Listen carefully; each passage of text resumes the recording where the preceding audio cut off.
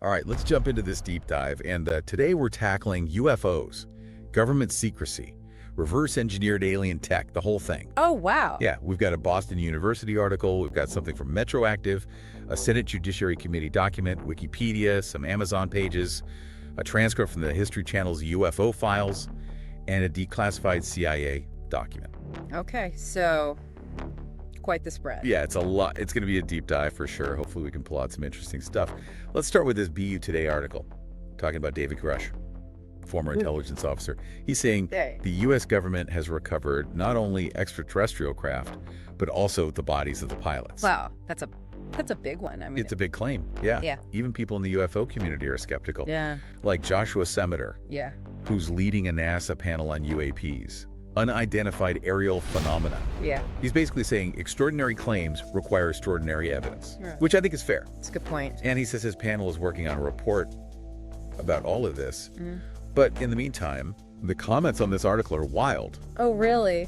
People are all over the place with it. Some people, like Jason here, thinks if Grush already told Congress, then they should just show everybody the proof. Yeah. If they have it, Right. why not just show it? Make it public. Exactly. Then you have other people, like Glenn, who's wondering what the point of a cover-up would even be. I mean, I guess that's the big question, isn't it? Like, what's the end goal here? Right. Then you have people who are still skeptical, like Christopher. Okay. He's pointing out the lack of mass sightings or evidence from private citizens. Like you'd think if the government really had all this stuff, More people would have seen it. yeah, like there would be more evidence out there. Right, right. He also points out that we're still using radio telescopes to search for alien life. Like if we already have the real deal, Why are we still? why are we still looking? Yeah, searching. Exactly. Then you've got people like Thomas Brooks, who are frustrated with the downplaying of all the pilot testimonies. Yeah. Especially when you have all these videos showing these UAPs doing things that our technology just can't do. Yeah, that's a good point. Mhm. You know, like who are you going to believe? The pilots or... Yeah. No. Then there's Larry, who says we need brand new forms of government to deal with all this information control. Oh, wow. Like he thinks the current systems are just not up to the task. Interesting. Yeah. And Robert C. kind of echoes that. He says that Grush is a whistleblower. He's given references. They need to actually investigate these places where this recovered material is supposedly being kept. Yeah, like actually go and look Exactly. and not just dismiss it. Right. And then we have this commenter, Batman, who throws out this wild theory that the organic material Grush talked about might actually be human. Oh, what? He's suggesting that the grays Okay. that we always see might actually be us Like future humans. future humans. Yeah. That's an interesting thought. I know, right? It's a lot to think about. Yeah. But, you know, it's just a theory. But it does raise some interesting questions. Yeah, for sure. So we've got claims, counterclaims, speculation. And this actually isn't even the first time this idea of recovered alien tech has come up. Which brings us to Roswell. Roswell, 1947, the OG UFO conspiracy. Okay, so back in 47, there's a report of a flying disc crashing near Roswell, New Mexico. Right. And of course, the military is like, oh no, it's just a weather balloon. Yeah, a weather balloon.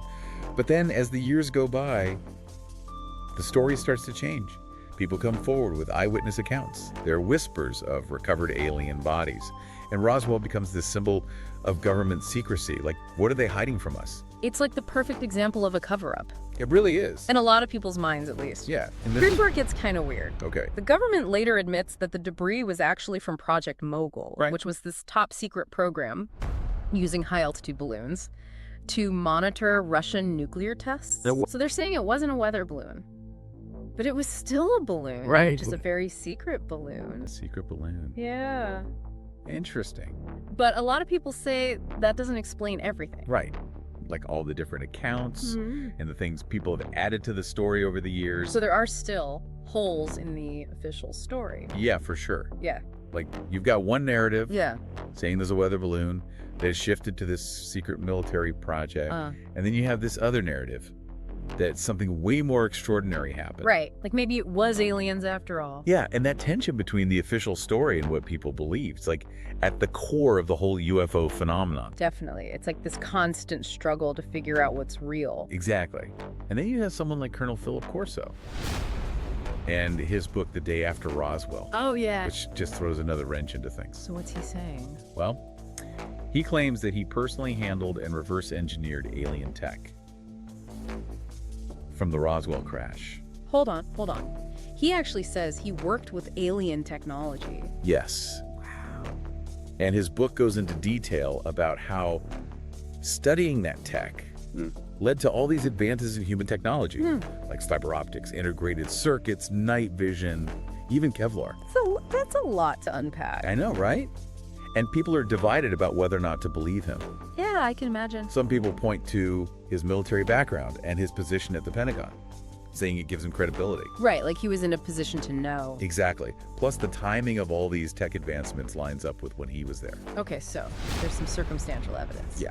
But then other people question his rank. Yeah. And say there's no real concrete evidence to back up his claims. It's like his word against everyone else's, yeah. Yeah. And there are other explanations for how these technologies developed. So it's hard to say for sure. It really is.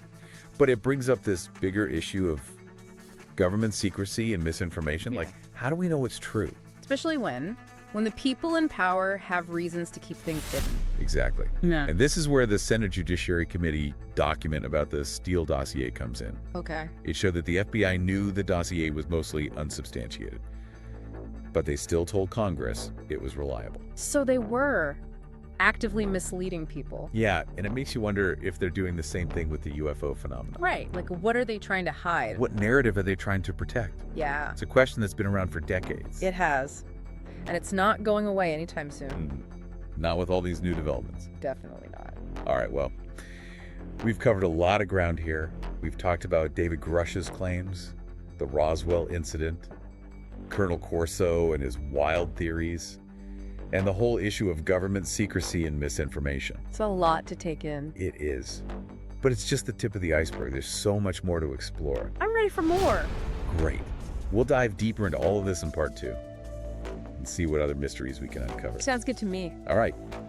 Until next time, keep those minds open. And those skies watched. It's wild to think about all the anecdotal evidence out there, you know? Like all the UFO sightings and encounters people have reported. Even if you don't believe every single story, the sheer volume of them across different cultures and times it's a lot to ignore. It really is. We always hear about the big cases like Roswell, but there are so many personal experiences out there.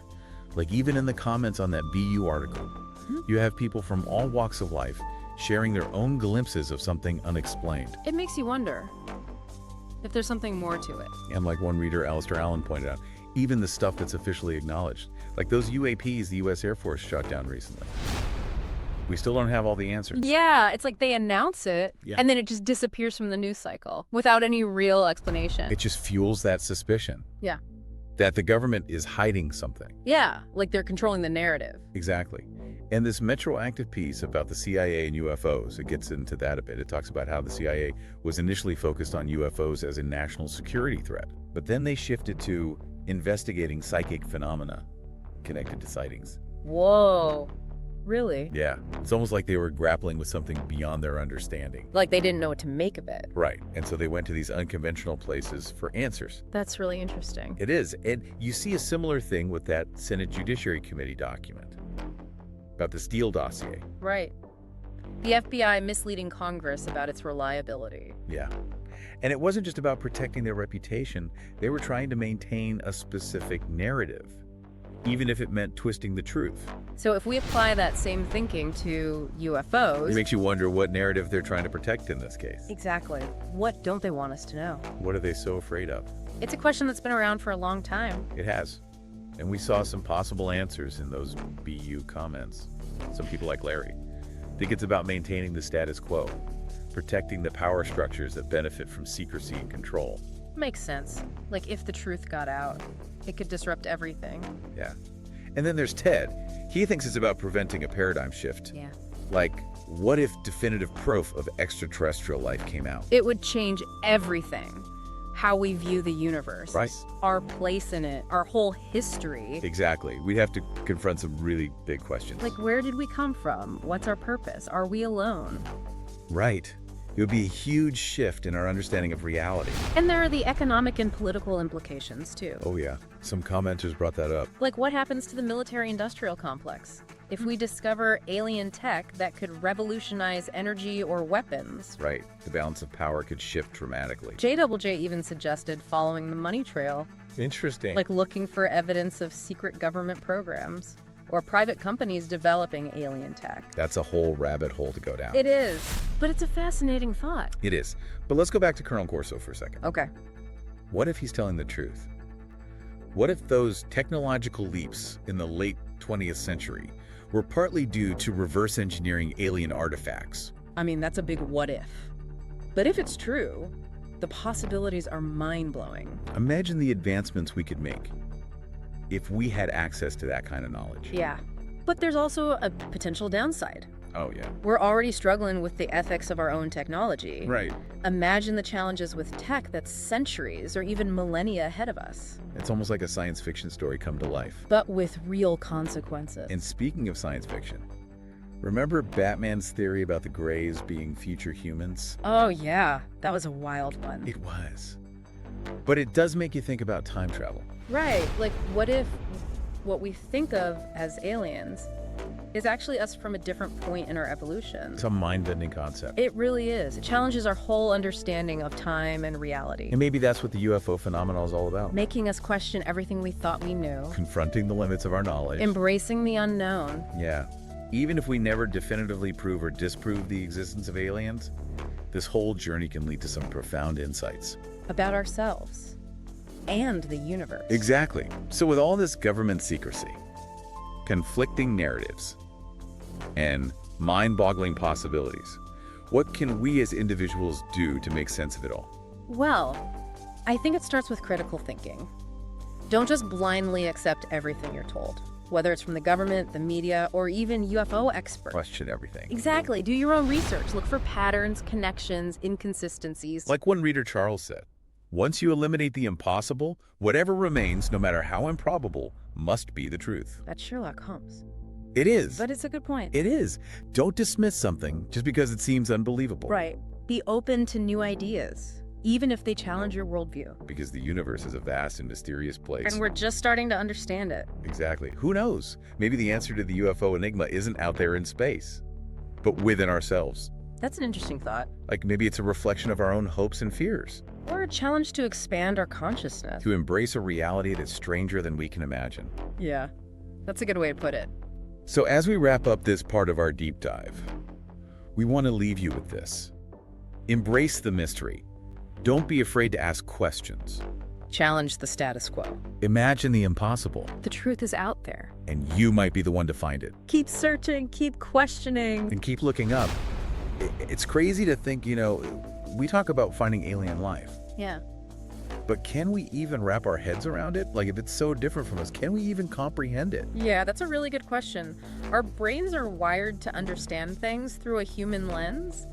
But what if that lens just isn't equipped to process something as foreign as an alien intelligence? It's like, we always see aliens depicted as humanoid in science fiction, with familiar motivations. Right, like they want to conquer us or steal our resources. Exactly. But is that just us projecting our own limitations onto the unknown? It could be. It's like imagine trying to explain color to someone who's been blind their whole life. They just wouldn't have the framework to understand it. That's a good analogy. And maybe it's the same with aliens. Maybe. We're just not equipped to understand beings that evolved under completely different conditions, maybe even in different dimensions. It's like Willie Brown said in that BU article. Who in their right mind would think that we are alone in this universe? It's a big universe. It is. And it feels almost arrogant to think we're the only ones here. I agree. And it goes back to those fears people express in the comments about information control and paradigm shifts. Right. Like maybe the scariest thing about aliens isn't their existence, but what their existence would mean for us. Exactly. It could shatter our whole understanding of reality. Our religions, our governments, everything. Potentially. But it's like we're on the edge of this huge unknown. Looking into this vast darkness. And it's both terrifying and exciting. But we have to decide if we're willing to take that leap. To embrace the unknown. Even if it means letting go of everything we thought we knew. It's a big decision. It is. And we have to be careful. Because that CIA document reminded us that. The people in power have a history of manipulating information, of hiding the truth, like we saw with the Steele dossier. Right. The truth can be slippery, hard to grasp. So how do we navigate all this uncertainty? How do we find those nuggets of truth? It's tough, but I think it requires a balance. Of what? Skepticism and open-mindedness. Okay. We need to be critical of the information we're given, but also willing to consider different perspectives, even those that challenge our beliefs. It's like being a detective, Yeah. piecing together a puzzle. But some pieces might be missing. Evidence could be tampered with. Yeah. Witnesses might not be reliable. Exactly. You have to use both logic and intuition. Sometimes your gut feeling can tell you more than any data. That's interesting. You have to trust your instincts. And I have to say, throughout this whole deep dive, I've had this feeling like we're on the verge of something big. I know what you mean. It's not just the facts themselves, Yeah. but the energy behind them. The potential for something truly transformative. Yeah. And whether that's contact with aliens or just a deeper understanding of ourselves, it's a journey worth taking. It is. So as we wrap up this deep dive, we want to leave you with this thought. Embrace the mystery. Don't be afraid to ask questions. Challenge the status quo. And imagine the impossible. The truth is out there, waiting to be discovered. And who knows, maybe you'll be the one to find it. Until next time, keep exploring, keep questioning, and keep looking up. We'll see you then.